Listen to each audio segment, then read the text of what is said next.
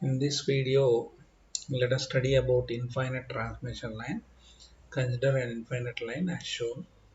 When we apply AC voltage at the sending end of infinite line, there will be finite current due to capacitance and conductance between the lines. The ratio of source voltage to source current gives the input impedance or characteristic impedance Z0. Therefore, Z0 equal to VSI by ISI. We know the general equation for current I equal to small c into e power gamma x plus small d into e power minus gamma x. At x equal to 0, I equal to ISI. Therefore, ISI equal to small c plus d. At x equal to infinity, I0 equal to c e power infinity plus d e power infinity. From this, c equal to 0. Therefore, d equal to ISI. Therefore, current I equal to ISI into e power minus gamma x, which is the equation for current at any point x on the infinite line transmission line. Similarly, we can also write the equation for voltage V equal to Vsi into e power minus gamma x. Characteristic impedance for an infinite line. We know minus dV by dx equal to R plus j omega L into I.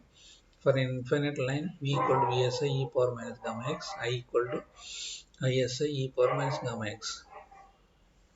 Minus d by dx into Vsi e power minus gamma x equal to R plus j omega L into Isi into e power minus gamma x.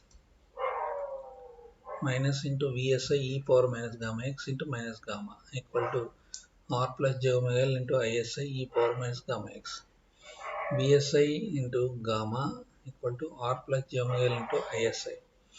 Z0 equal to Vsi by Isi equal to R plus j omega L by gamma. Z0 equal to R plus j omega L by square root of R plus j omega L into G plus j omega c, which comes as square root of R plus j omega L by G plus j omega c.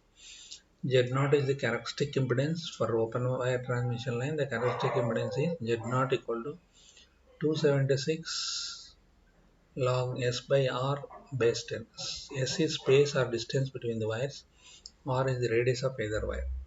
Similarly, Z0 for coaxial cable is Z0 equal to 1 by 2 pi square root of mu by epsilon log capital D by small d base E. Capital D is inner diameter of outer conductor. Small d is diameter of inner conductor. When we transmit a signal through an infinite line, there will not be any reflections, that is, loss is negligible. We know that practically we cannot obtain an infinite line from a we can obtain an infinite line from a finite line by terminating with the characteristic impedance Z0. If any finite line terminated perfectly with Z0, then it is called perfectly or correctly terminated transmission line or the non-resonator transmission line.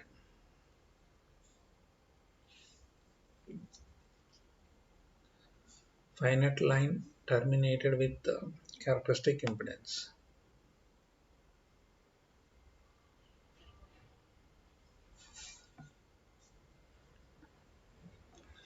When we join a finite line with an infinite line at points A and B, the total line becomes an infinite line. We know that for an infinite line, input impedance is Z0. Instead of joining an infinite line to finite line, if we terminate the finite line with Z0, Z0 is the input impedance of infinite line. It behaves as infinite line, as shown in the figure. For the finite line that is terminated with Z0 as shown in figure, at the receiving end, voltage and currents are VR and IR.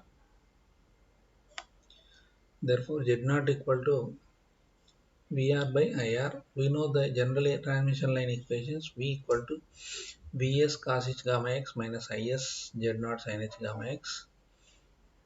I equal to minus Vs by Z0 sin h gamma x plus Is cos h gamma x. At x equal to L, that is at the receiving end, V equal to VR and I equal to IR. The above two equations becomes VR equal to Vs cos h gamma L minus Is Z0 sin h gamma L. IR equal to Is cos h gamma L minus Vs by Z0 sin h gamma L.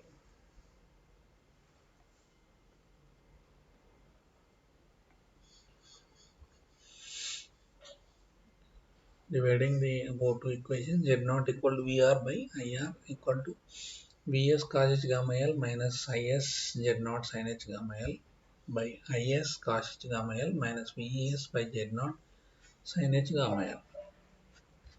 Z naught equal to Z naught Vs cos h gamma L minus Z naught Is Z naught sin h gamma L by Z naught Is cos h gamma L minus Vs sin h gamma L.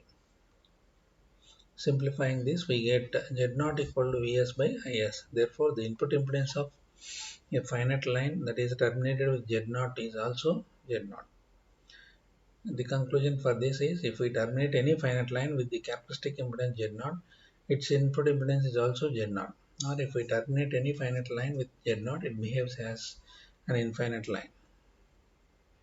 Secondary constants of transmission line. The secondary constants of transmission line are gamma and Z naught, where gamma equal to square root of R plus j omega L into G plus j omega C, and Z naught equal to square root of R plus j omega L by G plus j omega C. From the above two equations, we can find the secondary constants by knowing primary constants or vice versa. Note Z naught gamma equal to Z naught into gamma equal to R plus j omega L, where Z naught is this square root of R plus j omega L by G plus j omega C, and gamma equal to square root of R plus j omega L into G plus j omega C, and gamma by Z naught gives G plus j omega C.